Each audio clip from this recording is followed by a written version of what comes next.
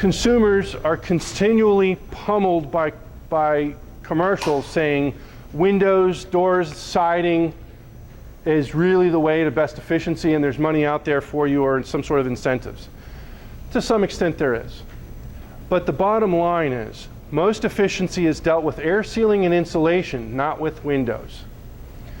Just a couple comparisons. A normal window in a house, a single pane window, like many of us have, wood frame on the outside, you lift it up, it's got counterweights in there, or by friction, they just go up and down.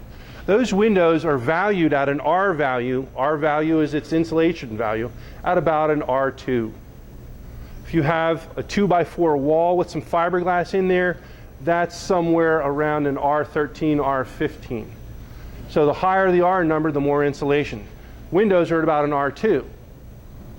If you go to the most expensive window, or a decent window in insulation and all that stuff, double insulated, low E, argon filled, which is a great way to go. But their bottom of the line is $250 for that window, which is only this big. And you can easily spend $1,000 on a window.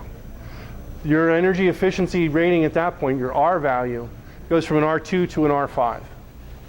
And if you replace that course of windows in your house, it may cost you $5,000, $6,000, $8,000, $10,000.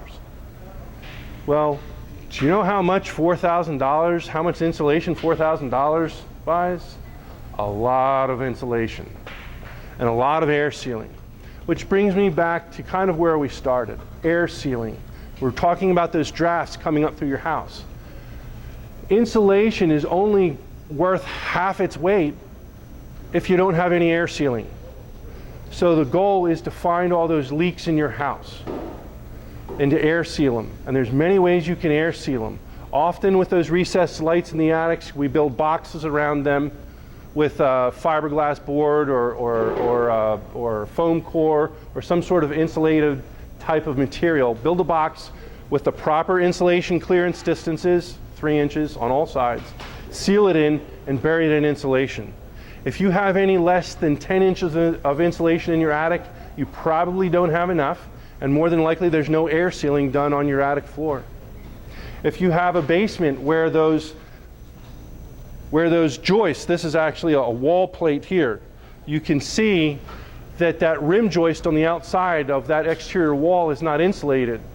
It looks like any normal wall to you or me, but to a thermal camera it's catching heat coming in. If this is in your basement, it's easy to get to and air seal it and stuff it full of insulation. So the bottom line is air sealing and insulation. Ultimately, if you do have poorly functioning windows or an underperforming furnace, by all means, it's a great way to go. If you have a furnace that's any less than 80% efficient, you can stand to increase your efficiency greatly. With gas furnaces, they're traditionally now up in the mid 90%. And when you take a gas furnace that's at 70% to a 95%, that's a straight savings off your utility bills. That's 15, 20, 25% right off your utility bills. As far as savings off of air sealing, it's not a 1-to-1 ratio. One of the tools that we've used is spray foam insulation in some instances, which is a wonderful material. And we can cut that airflow down in a house by 62%. So you can expect a 62% savings on your utility bills? No. It may be 25 or 30% at that point, because the airflow reduction is not a 1-to-1 ratio on energy savings. As a result of going through a whole house audit, which I've described before, you have an opportunity to take advantage of low-cost loans through AFC Bank out of Allentown. They're one of the nation's leaders in specifically energy lending. So when you want to do an insulation and a boiler or something like that, or if you do need windows, have an audit done. You can find out what else you need to get done, and maybe you could wrap it all into one thing at a low cost rate. When I'm saying low cost, for PP&L and med-ed consumers, that interest rate is somewhere around 2 to 3% for up to $15,000. There's other areas in our region where that's even less. Down towards Philadelphia, it's less than 1% on $15,000. And when you consider that doing a renovation, it is not unusual in a renovation that at the end of it, you can save $600, $700 a year annually on your utilities. And then you spread that out over the month. And if you have one of these loans, they're often $100 or less a month. Well, often your out-of-pocket expenses are minimal, plus your reduction in consumption is right away.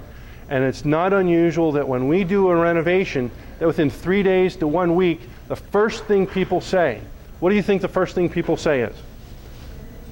Because they don't have the track record to know their energy consumption has gone down. You have to wait all season for your heating to see that you've made a savings. It's comfort. The first thing you get is comfort.